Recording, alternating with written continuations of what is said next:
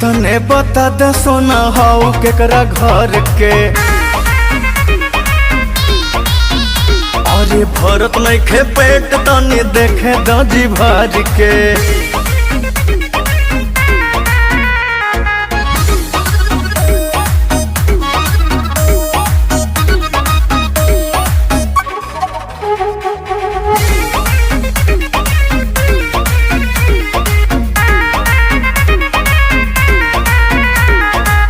अखिया में बहुत गहराई बा, परियन से मिलत पर छाई बा। सादगी भी मारत बड़वे जान हो, खुदा के बहम पे एहसान हो।